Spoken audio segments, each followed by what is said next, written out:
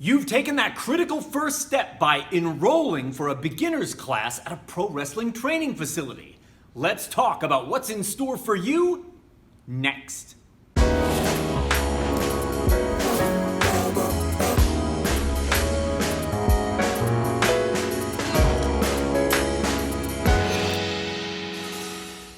I'm Mike Quackenbush, and this is Till We Make It. If you are passionate about the craft of professional wrestling, and you're never done learning all about it, then you've landed in the exact right place. So go ahead, join the Till We Make It tribe. Subscribe down below, and enable those notifications too. That way you never miss a video. Of late, I have gotten a lot of questions from members of the Till We Make It tribe that require individualized responses. They need some personal attention on matters of their training or a match, a promo, an audition that they have coming up. If that sounds like you and we need to connect one-on-one, join me over on Wizio. That's exactly what the platform is built for, and a link is down below in the descriptus. Today, I want to break open the topic of what you can expect in a pro wrestler's beginner class. And up front, I want you to know there are some things about this topic which are easy to convey. The answers are simple to understand, and yet there are other areas which are simply unknowable. That's because every pro wrestling training school out there is different. Every set of coaches is different.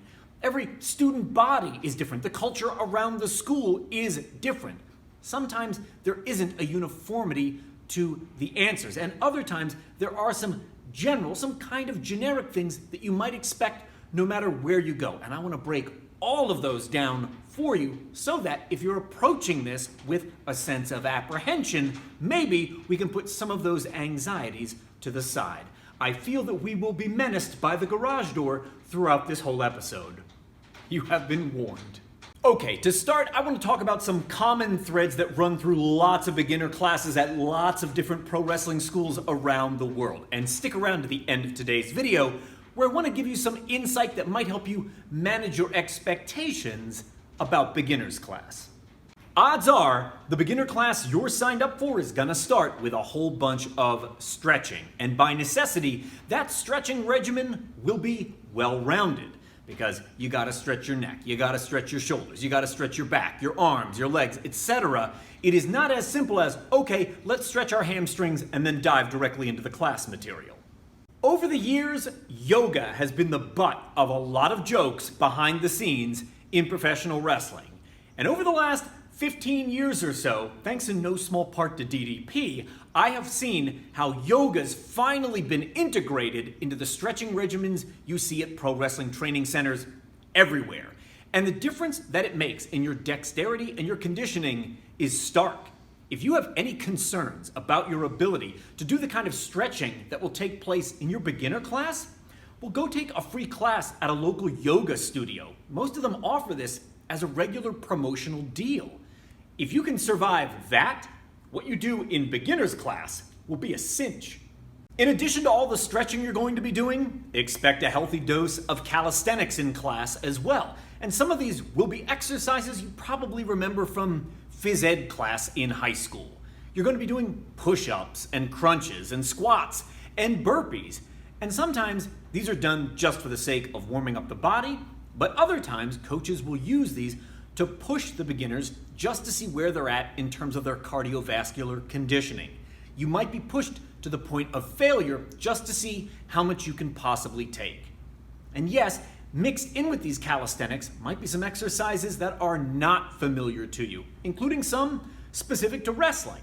So, in the same way that you build your abdominal muscles by doing sit-ups and crunches, you build your neck muscles by doing bridges.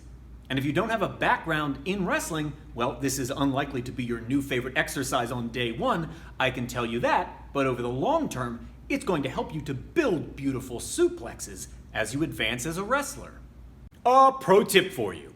If you start to feel nauseous during beginner class, excuse yourself right away and get yourself to a sink or toilet. Because the person who pukes on the mat or in the ring is nobody's favorite trainee in class. I remember you, Pineapple Andy, #never forget. Apart from the stretching and the calisthenics, expect to do some tumbling in a beginner's class. And this is going to mean simple techniques like a somersault, but slightly more advanced techniques like the three-quarter roll, maybe a shoulder roll, and back rolls too. And if you haven't done long sets of tumbling around since you were a little kid, you might get dizzy while doing this. And it will take your body some time to adjust to any new physical movement. Don't think that because you get dizzy after doing 2 somersaults, this means you're failing as a pro wrestling trainee. If the idea of doing somersaults while strangers watch is freaking you out, well, consider this. Something like a somersault, you could probably practice at home on the carpet.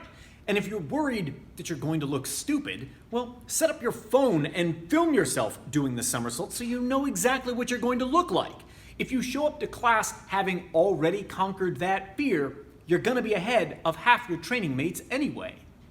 After all the stretching and all the calisthenics and all of the tumbling, well, there's a nearly infinite array of warm-up drills that your coach can choose from in order to put the class through their paces. They might choose some low and high hurdle drills where 2 training mates have to work together and briefly support each other's weight. They might choose a blow-up drill or some other team-building exercise, and these are going to be designed to get your blood pumping, get your heart rate up, and to start to develop a sense of trust and camaraderie with the other people in your beginner class. You're going to have to demonstrate that you can be trusted in small ways, like holding up someone else in class for even 1 second before anyone's even going to consider allowing you to perform a slam or a suplex. And beginner classes typically feature a recap of the previous session. This is a great opportunity for you to demonstrate that you've mastered these prior techniques and that you evince coachability. Do you know what I mean by that? Coachability is the skill of listening to notes or feedback from your coach and then immediately incorporating those notes into your performance in the ring. So it is more than just your ability to pay attention, but also to synthesize information from your coach and then implement that into what you're doing in the ring. The skill of coachability is one of the most coveted across all athletic pursuits. And remember, professional wrestling lives at the intersection of athleticism and performance. Coachability is critical. At the top of today's video, I said I wanted to help you manage your expectations going into the beginner class you've enrolled in. And I do. If you're expecting to be in the ring on day 1, I want to tell you, there are wrestling schools all over the globe that do not permit their beginner's class to get in the ring.